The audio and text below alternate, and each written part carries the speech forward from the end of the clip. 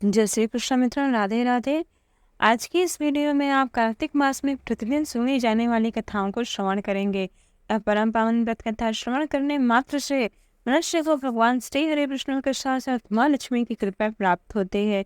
तो आइए एक बार प्रेम से भगवान श्री हरि विष्णु के चरणों को प्रणाम करते हुए एवं उनके परम पावन स्वरूप का ध्यान करते हुए आज की यह परम पावन व्रत कथा को श्रवण करते हैं।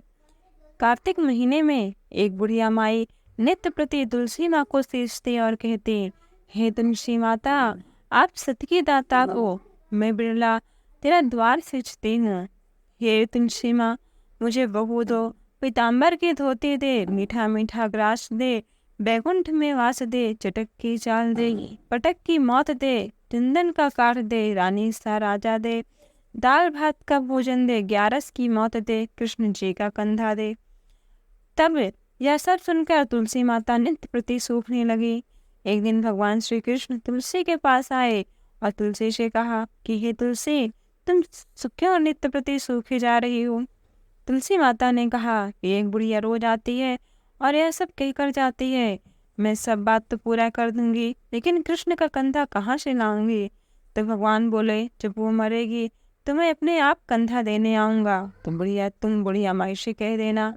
जब वह बुढ़िया माई मर गई, सब लोग आ गए। जब माई को ले जाने लगे तो वह किसी से न उठी।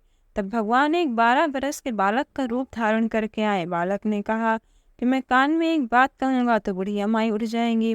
बालक ने कान में कहा, बुढ़िया माई मन की निकाल ले, पीताम्बर की धोती ले, मीठा मीठा ग्रास ले, बैकुंठ का वास ले, चटक की चाल ले, पटक की मौत ले, कृष्ण जी का कंधा ले।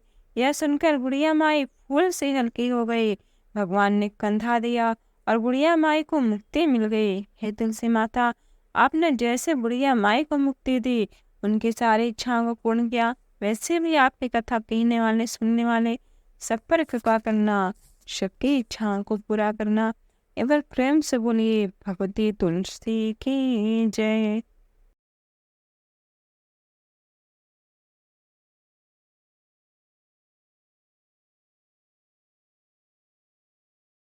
श्रवण करें। किसी गांव में एक साहूकार रहता था। वह साहूकार अत्यंत धर्मात्मा था। उसके एक बेटा और बहू थी। उसकी बहू अत्यंत धर्मात्मा थी। वह प्रतिदिन कार्तिक मास में सवेरे उठकर गंगा स्नान के लिए जाती थी। सुबह स्नान करने के लिए जब वह जाती थी तो वह कभी भी किसी पराये पुरुष का मुंह नहीं देखती थी। एक राजा का बेटा भी सुबह सवेरे गंगा स्नान के लिए जाता था। उसे लगता कि जब मैं घाट पर आता हूँ तो घाट गीला क्यों रहता है, मुझसे पहले कौन स्नान करके जाता है। अतः वह रोज सवेरे प्रतिदिन जाने लगा, परंतु उसने किसी भी दिन साहूकार की बहू को नहीं देख पाया। उसने अपने मन में विचार किया कि पता नहीं कौन है जो इतनी सुबह सुबह मुझसे पहले आता है। एक दिन वह अत्यंत सुबह गया और जब साहूकार की बहू को लगा कि कोई आ रहा है, उसने उस समय राजा के बेटे का आने का आवाज सुना तो वह वहां से जल्दी जल्दी जाने लगी, लेकिन जल्दीबाजी में उसकी माला और मोजड़ी छूट गई। राजा के बेटे ने उसकी माला और मोजड़ी उठा ली और वह सोचने लगा, अरे जिस स्त्री की यह माला है वह कितनी सुंदर होगी, क्योंकि उसकी मोजड़ी इतनी सुंदर है तो वह तो अत्यंत ही सुंदर होगी। अतः उसने पूरे गांव में यह घोषणा करवा दी कि जिसकी माला और मोजड़ी है वह 5 रात मेरे पास आएगी। साहूकार के बेटे की बहू ने भी कहलवा दिया कि मैं 5 रात आऊंगी, लेकिन किसी को साख भरने बैठा देना। राजा के बेटे ने एक तोते को पिंजरे में बंद कर गंगा के किनारे पर टांग दिया। बहू सुबह के समय आई, पहली पड़ी पैर पर रखा तो बहू बोली कि हे कार्तिक के ठाकुर राई, हे दामोदर, पांचों पांडु, छठे नारायण, भीखम राजा, उस पापे को नींद आ जाए। इस प्रकार राजा के बेटों को नींद आ गई। बहू नहा धोकर चलने लगी तो तोते से बोली कि हे शुआ शुआ, तेरे गल डालूंगी हीरा, मेरी शाख भरियो वीरा। सुआ बोला कि कोई वीर भी साग भरता है क्या। वह फिर बोली, शुआ शुआ, सुबह तेरे पग घालूंगी नेवर, साख भरियो मेरे देवर। सुआ ने कहा, ठीक है भाभी, मैं तेरी साख रखूंगा। वह तो कहकर चली गई। राजा का बेटा हड़बड़ाकर उठा और सुआ से पूछा, सुआ सुआ वह आई थी, कैसी थी? सुआ बोला, वो अत्यंत सुंदर थे, आभा की बिजली से, भोले की सी झल, केला की सी कामनी, गुलाब का सा रंग। अगले दिन राजा के बेटे ने सोचा कि अब मैं अपनी उंगली में चीरा लगाऊंगा, इससे मुझे अत्यंत दर्द होगा और मारे दर्द के मुझे नींद नहीं आएगी। अगले दिन राजकुमार उंगली में चीरा लगाकर बैठ गया। वह आई और वह फिर से भगवान श्री हरि विष्णु और माँ लक्ष्मी से प्रार्थना करके स्नान की और स्नान करके जाने लगी। सुबह राजकुमार ने फिर तोते से पूछा कि वह आए थे, तो फिर तोते ने वही बातें सारी दोहरा दी। अब तो राजकुमार तीसरे रात को बोला कि आज रात को तो मैं अपनी आंखों में मिर्च डालकर बैठूंगा। रात में वह मिर्च डालकर बैठ गया। बहू फिर आई और प्रार्थना की, जिससे उसे फिर से नींद आ गई। राजकुमार ने तोते से बहू के आने की बात पूछी, फिर उसने बता दी। अब राजकुमार फिर सोचने लगा कि आज के बाद मैं बिस्तर में ही नहीं बैठूंगा, और रात को बिना बिस्तर के बैठा। जब वह स्नान करने के लिए आई तो उसने फिर भगवान से प्रार्थना किया। भगवान श्री कृष्ण की कृपा से राजकुमार को फिर से नींद आ गई। जब वह नहाकर जाने लगी तो आंख बंद करके चली गई।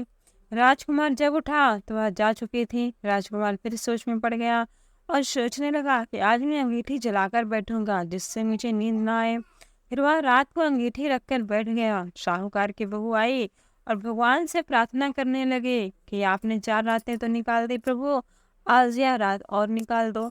भगवान ने उसकी बात रख ली और राजकुमार को नींद आ गई। जब वह नहाकर जाने लगी तो फिर तोते से बोली कि इस पापी से कह देना कि 5 रातें पूरी हो चुकी है, वह मेरे मोतियों की माला मेरे घर को भिजवा दे। सुबह राजकुमार की आँख खुली। उसने तोते से पूछा कि वह क्या आई थी? तोते ने कहा, हाँ वह आई थी और उसने अपनी माला और मोजड़ी मंगवाया है। यह सुन राजकुमार सोचने लगा कि वह तो बहुत ही सच्ची है, तभी तो भगवान ने उसके सत्य को रखा। अतः मुझे उसका माला और मोजड़ी वापस कर देना चाहिए।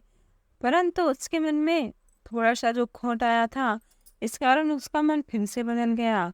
उसने कहा, कुछ भी हो, अब मैं उसका माला और मोजड़ी वापस नहीं करूंगा, इसे तो मैं अपने पास ही रखूंगा। इस प्रकार वह माला और मोजड़ी अपने पास रख लिया। भगवान श्री हरि विष्णु की कृपा से थोड़े दिनों के बाद राजा के बेटे को कोढ़ हो गया। अब तो राजा अपने बेटे का सारा जहान में इलाज कराता फिरता, फिर भी उसका वह बीमारी ठीक नहीं हो रही थी। फिर उसने वैद्य और पंडितों को बुलाकर विचारवाया कि मेरे बेटे का शरीर क्यों इस प्रकार जल रहा है, क्यों इसको इस प्रकार भयंकर रोग है। ब्राह्मण ने सारी बातें विस्तार पूर्वक राजा को बताई और कहा कि इसने एक पतिव्रता स्त्री पर बुरी नजर डाली है, इस कारण यह इस रोग से पीड़ित हुआ है। राजा ने कहा कि ये ब्राह्मण देव, यह किस प्रकार ठीक होगा? ब्राह्मण ने कहा कि यह उस साहूकार की बहू को धर्म की बहन माने और रोज उसके नहाए हुए जल से यह स्नान करे, तब यह ठीक हो सकता है। राजा साहूकार की बहू की माला लेकर साहूकार के घर गया और बोला कि यह माला आपकी पुत्र वधू की है, इसे लेने आपकी बहू के नहाए हुए जल से मेरे बेटे को नहला दें। साहूकार बोला कि वह तो किसी भी पराये पुरुष कम नहीं देखती, अब आप उसे इस नाली पर बैठा दीजिए। जब वह ऊपर से नहाएगी तब नीचे इस नाली के पानी में आपका पुत्र नहा लेगा। राजा ने ऐसा ही किया। अब राजकुमार जब साहूकार के पुत्र वधू के नहाए हुए जल से स्नान किया तब उसका शरीर चंदन सा हो गया। हे पंचभूत देवता, जैसे आपने साहूकार की पुत्र वधू का सत्य रखा, वैसे ही सबका रखना। जब यह परम पावन व्रत कथा पढ़े अथवा सुने, उनकी लाज रखना, उनकी हर मनोकामनाओं को पूर्ण करना। तेवर प्रेम से बोलिए कार्तिक मास की जय, पंचभूत देवता की जय। किसी नगर में एक साहूकार रहता था। उसकी बहू तारा भोजन करते थे। एक दिन उसने अपनी सास को कहानी सुनने को कहा तो सास ने मना कर दिया और कहा कि मुझे अपनी पूजा करनी है। फिर से उसने अपने जेठानी से कहा कि ये दीदी, आप ही मेरी कहानी सुन लो। उसने भी मना करते हुए कहा कि मुझे तो अभी खाना बनाना है। फिर उसने अपनी देवरानी से कहा कि ये दीदी, आप कहानी सुन लो। उसने भी बहाना बना दिया कि मुझे बच्चों को देखना है। फिर वो अपनी नंद को कहानी सुनने के लिए कहा तो उस नंद ने भी मना कर दिया और कहा कि मेरे ससुराल से बुलावा आया है और मुझे जाने की तैयारी करना है। वह राजा के पास भी गई और कहे कि ये राजन, आप ही मेरी कहानी सुन लो। तो राजा ने कहा कि मुझे तो व्यापार देखना है, कहानी सुनने का समय नहीं है। उसकी यह मनोदशा देखकर भगवान श्री हरि विष्णु ने स्वर्ग से उसके लिए विमान भेज दिया। स्वर्ग से विमान आया देख उसकी सास भी भागकर जाने के लिए आती है, लेकिन अब बहू मना कर देती है कि आपकी तो पूजा करनी है, जाइए आप पूजा करिए। फिर जेठानी आती है, वह जेठानी से कहती है कि आपको तो रसोई देखना है, आप जाइए रसोई देखिए। देवरानी आती है तो उसे भी मना कर देती है कि आप जाइए अपने बच्चों का ख्याल रखो। नंद आती है तो नंद से कहते हैं कि तुम जाओ, तुम्हें तो अपने ससुराल जाने की तैयारी करनी है तो तुम वहाँ करो। राजा जी आते हैं, बोलते हैं मैं चलता हूँ तुम्हारे साथ, लेकिन बहू कहती है कि तुम्हें तो अपना व्यापार संभालना है, तुम तो मुझसे संभालो। आखिर में पड़ोसन आती है और कहती है कि बहन मैं तुम्हारे साथ चलूं। तब बहू कहती है कि हाँ ठीक है, तुम मेरे साथ चलो, क्योंकि तुम ही हो जिसने कार्तिक के पूरे मास में मेरी कहानी सुनी है। अब तो दोनों विमान में बैठकर जाने लगते हैं। तभी रास्ते में बहू को अभिमान हो जाता है कि मैंने कार्तिक के पूरे माह व्रत किया और कहानी कही, इसीलिए मुझे स्वर्ग का वास मिल रहा है। लेकिन मेरे पड़ोसन ने तो केवल कहानी सुनी है, व्रत नहीं किया, फिर भी मेरी वजह से इसे भी स्वर्ग का वास मिल रहा है। बहू ये मन में विचार करके सोच ही रही थी कि अचानक भगवान ने वहीं से उसे उस विमान से नीचे फेंक दिया। उसने पूछा कि ये भगवान, मेरा अपराध तो बता दीजिए कि आपने ऐसा क्यों किया। भगवान बोले कि तुझे अभिमान हो गया है, इसलिए तो यही धरती पर है। अब तो आने वाले 3 साल तक तारा भोजन व्रत करेगी, तभी तुझे स्वर्ग की प्राप्ति होगी। एक बार प्रेम से बोले भगवान महादेव की जय। एक राजा था, उसकी बेटी भी तारा भोजन करती थी। उसने अपने पिता से कहा कि हे पिताजी, मुझे 1 लाख तारे बनवा दो, मैं दान करूंगी। राजा ने सुनार को बुलाया और कहा कि मेरी बेटी तारा भोजन करती है तो उसे 9 लाख तारे बना दो। सुनार यह सुनकर सूखने लगा तो उसकी पत्नी ने पूछा कि ये तुम उदास क्यों रहते हो। उसने कहा कि मुझे राजा ने 9 लाख तारे बनाने को कहा है, मैं कैसे बनाऊं, मुझे तारे बनाने तो आते ही नहीं। राजा की बात है, अगर नहीं बनाया तो हम मुझे कोलों में पिसवा देंगे। और उसकी पत्नी ने कहा कि इसमें परेशान होने की कोई बात नहीं है, गोल सा पतरा काट कर कलियां काट देना, राजा ले जाएगा। अपनी पत्नी के कहे अनुसार सुनार ने तारे बना दिया और राजा उन्हें ले गया। राजा की लड़की ने 9 लाख तारे और बहुत सा धन दान किया। भगवान का सिंहासन डोलने लगा। भगवान बोले देखो मेरे नेम व्रत कौन कौन है। 3 कोट देखा तो कोई नहीं था, 4 कोट देखा तो राजा की लड़की तारा भोजन कर रही है। भगवान ने कहा कि उसे ले आओ, उसने व्रत किया है। भगवान के दूतों ने लड़की से कहा कि चलो तुम्हें भगवान ने बुलाया है। लड़की ने कहा कि मैं ऐसे अकेली नहीं जाऊंगी, मैं तो सारी प्रजा को, उस सुनार को जिसने मेरे लिए तारे बनाए, जिसने कहानी सुनी, सबको लेकर जाऊंगी। लड़की की बात के सामने भगवान को झुकना पड़ा और भगवान के दूत उसके लिए बड़ा सा विमान लेकर आए कि चलो। वह कहने लगी कि हाँ अब मैं चल पड़ूंगी, और सभी को विमान में बिठाकर वह चल पड़ी। रास्ते में राजा की बेटी को अपने ऊपर घमंड आ गया, यदि मैं तारा भोजन व्रत नहीं करती तो सबको स्वर्ग की प्राप्ति नहीं होती। लड़की के ऐसे वचनों को सोचते ही दूत ने उसे बीच रास्ते में उतार दिया। दूत जब भगवान के पास पहुंचे तो भगवान बोले कि इन सब में तारा भोजन करने वाली लड़की कौन सी है। दूत बोले कि उसे अपने ऊपर घमंड हो गया था, इसलिए हम उसे बीच रास्ते में ही छोड़ आए। भगवान बोले कि नहीं, उसे वापस लेकर आओ। लड़की ने 7 बार क्षमा याचना किया, क्षमा क्षमा क्षमा क्षमा क्षमा क्षमा करो भगवान। इस कहानी को पढ़ने अथवा सुनने के बाद कहना चाहिए कि हे प्रभु, जैसे आपने राजा की लड़की को क्षमा दान देकर स्वर्ग लोक प्रदान किया, वैसे आप हमारी गलतियों को भी क्षमा करके हमें भी अपना निवास स्थान प्राप्त कराएं, हमें भी अपनी शरणागति दें। एक बार प्रेम से बोलिए भगवान श्री हरि विष्णु की जय, मैया लक्ष्मी की जय। एक बहुत बड़ा राजा था। उस राजा का एक नियम था कि वह प्रतिदिन 1.25 मन आंवला दान करके ही भोजन करता था। इस कारण उस राजा का नाम अवलिया राजा पड़ गया। एक दिन उसके बेटे और बहू ने मन में विचार किया कि राजा इतने सारे अवलिया रोज दान करता है, इस प्रकार तो एक दिन सारा खजाना खाली हो जाएगा। इसलिए बेटे ने राजा से कहा कि इसे इस तरह दान करना बंद करना चाहिए। राजा को अपने बेटे की इस तरह की बात को सुनकर बहुत ही दुख हुआ और राजा रानी महल छोड़कर बियाबान जंगल में जाकर बैठ गए। राजा रानी आंवला दान नहीं कर पाए, इस कारण उन्होंने प्रण किया कि जब तक हम आंवला नहीं दान करेंगे तब तक हम कुछ खाएंगे नहीं।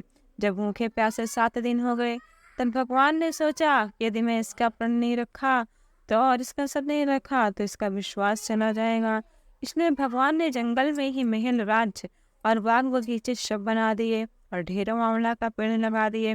सुबह राजा रानी उठे तो देखा कि जंगल में उनके राज्य से भी दुगना राज्य बसा है। राजा रानी से कहने लगे कि रानी देख, कहते हैं सत मत छोड़ो, सूरमा सत छोड़े पत जाए, सत की छोड़े लक्ष्मी फिर मिलेगी आए। आओ नहा धोकर आंवला दान करें और भोजन करें। राजा रानी ने आंवला दान करके खाना खाया और खुशी खुशी ये जंगल में निवास करने लगे। उधर आंवला देवता का अपमान करने व माता पिता से बुरा व्यवहार करने के कारण बहू और बेटे के बुरे दिन आ गए। राज्य दुश्मनों ने छीन लिया। अब दोनों दाने दाने के लिए तरसने लगे। कान ढूंढते हुए अपने पिताजी के राज्य में आ पहुंचे। उनकी हालत इतनी बिगड़ गई थी कि पिता ने उन्हें बिना पहचाने ही काम पर रख लिया। बेटे बहू सोच भी नहीं सकते थे कि उनके माता पिता इतने बड़े राज्य के मालिक भी हो सकते हैं, सो उन्होंने भी अपने माता पिता को नहीं पहचाना। एक दिन बहू ने सास के बाल गूंथते समय उनकी पीठ पर मस्सा देखा। उसे यह सोचकर रोना आने लगा कि ऐसा मस्सा मेरी सास के भी था। हमने सोचकर उन्हें आंवला दान करने से रोका था कि हमारा धन नष्ट हो जाएगा, आज वो लोग न जाने कहाँ होंगे। यह सोचकर बहू को रोना आने लगा और आंसू टपक टपक कर सास की पीठ पर गिरने लगे। रानी ने तुरंत पलट कर देखा और कहा कि तू रो क्यों रही है। उसने बताया कि आपकी पीठ पर जैसा मस्सा है वैसे ही मस्सा मेरी सास के पीठ पर था। हमने उन्हें आंवला दान करने से मना कर दिया था, इसलिए वो घर छोड़कर कहीं चले गए। तब रानी ने उन्हें पहचान लिया, सारा हाल पूछा और अपना हाल बताया। अपने बेटे और बहू को समझाया कि दान करने से धन कभी कम नहीं होता बल्कि बढ़ता है। बहू बेटे भी अब सुख से राजा रानी के साथ रहने लगे। हे भगवान, जैसे आपने राजा रानी का सत्य रखा वैसे ही सबका सत्य रखना। यह कहानी कहने वाले और सुनने वाले सब पर अपनी कृपा बरसाना। एक बार प्रेम से बोलिए आंवला नवमी की जय, भगवान श्री हरि विष्णु की जय। किसी नगर में एक जाट और एक भाट रहता था। दोनों में घनिष्ठ मित्रता थी। एक बार जाट अपनी बहन के घर जाने को तैयार हुआ तो भाट अपने ससुराल जाने को तैयार हुआ। दोनों चल पड़े तो रास्ते में रुककर एक कुएं की मुंडेर पर बैठ गए। जाट ने भाट से कहा कि नगर बसेरा कर लेते हैं।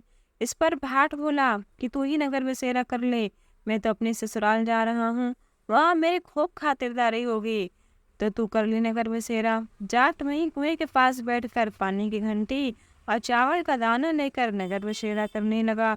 नगर बसेरा करने के साथ साथ जाट कहने लगा कि नगर बसेरा जो करे सो मल धोवे पाव, ताता मारा तापसी देगी मेरी माँ, माँ देगी मावशी देगा द्वारिका का वास, मीठा मीठा ग्रास वृंदावन का वास, 5 उल्टी छठी रास मेरे जब रोज श्री कृष्ण के पास, डालू पानी हो जाएगी जट से निकल जाए मेरा जी।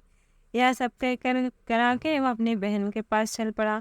जाट की बहन ने भाई के आने पर उसकी बड़ी ही खातिर की। घी और चीनी भाई को जिमाया। दोनों ने बैठकर ढेर सारी बातें की। इधर भाट अपने ससुराल पहुंचा तो वहां पर आग लग गई थी। वह भी आग बुझाने लगा जिसमें उसके हाथ और मुंह भी काले हो गए और उसमें वह खुद भी झुलस गया। न रोटी न पानी किसी के लिए किसी ने भी नहीं पूछा। एक पड़ोसन आई तो उसने भाट की सास से कहा कि तेरा जमाई आया है, जरा उसकी हवा भगत कर लो। बुढ़िया बोली कहाँ से हवा भगत करूं, जो कुछ घर में था वह भी तो जल गया। तब पड़ोसन ने ही भाट को एक रोटी के साथ छाछ दी।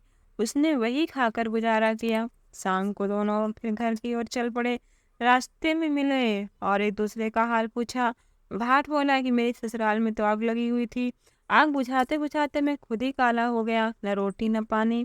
जाट बोला कि मेरी तो बहुत ही खातिरदारी हुई। फिर उसने बोला, मैंने कहा था ना तुझे कि नगर बसेरा कर ले, आ अब कर ले। लेकिन भाट ने फिर से मना कर दिया और कहने लगा कि तेरी मौसी है, पता नहीं तुझे रोटी दे या ना दे, पर मेरी तो माँ है, दही के छुछले चूरमा का पेड़ा धरा पाएगा। भाट ने फिर नगर बसेरा नहीं किया, जाट ने कर लिया नगर बसेरा। जो करे सो मल धोवे पाओ, ताता मारा तापसी देगी मेरी माँ, माँ देगी मावसी देगी द्वारिका का वास, मीठा मीठा ग्रास वृंदावन का पास, 5 पलटी छठी रास मेरा जिबड़ो, श्री कृष्ण के पास डालो पानी हो जाएगी, झट से निकल जाए मेरा जी। यह कहकर वह चल पड़ा। घर पहुंचते या कि जा अब भैंस ढूंढ कर लाएगा तभी तुझे रोटी पानी मिलेगी। इस प्रकार वह सारा दिन भैंस ढूंढता रहा पर उसे भैंस न मिली। इधर उसका मित्र जो अपनी मौसी के यहाँ गया था, रास्ते में उसे मिल गया। फिर दोनों की मुलाकात हुई। तब दोनों ने एक दूसरे को अपना सारा हाल बताया। जाट ने कहा कि मेरी सुबह से भैंस खो गई है और मैं भैंस ढूंढ रहा हूँ। रोटी का तो तुम पूछो ही मत, लेकिन मेरे पिता ने कह दिया है कि अब तू भैंस नहीं कराएगा तभी तुझे भोजन मिलेगा। इस पर जाट ने कहा कि मैंने तुझे पहले ही कहा था कि नगर बसेरा कर ले। जाट की बात सुनकर भाट बोला, तेरे नगर बसेरे में इतनी शक्ति है तो चल अब मैं कर कर देख लेता हूँ। दोनों ने बैठकर नगर बसेरा किया। नगर बसेरा जो करे सो मल धोवे पाओ, ताता मारा तापसी देगी मेरी माँ, माँ देगी मौसी देगी द्वारिका का वास, मीठा मीठा ग्रास वृंदावन का पास, 5 कुलटी छठी रास मेरा चिबड़ो श्री कृष्ण के पास, डालो पानी हो जाएगी झट से निकल जाए मेरा जी। दोनों के नगर बसेरा करने पर भाट जैसे ही आगे बढ़ा तो उसकी खोई हुई भैंस मिल गई, जिसे लेकर वह घर पहुंचा। घर पहुंचते ही माँ ने कहा कि लड़के को आते ही घर से निकाल दिया, सारा दिन से ये भूखा प्यासा भटक रहा है। यह कहकर उसकी माँ ने उसको खूब खिलाया पिलाया। इस घटना के बाद सारे नगर में भाट ने यह ढिंढोरा पिटवा दिया कि आज के बाद कार्तिक मास में सब लोग कहीं भी आते जाते समय नगर बसेरा करे। जैसे भाट को नगर बसेरा करने का फल मिला वैसे ही सबको मिले। एक बार प्रेम से बोलिए भगवान श्री हरि विष्णु की जय।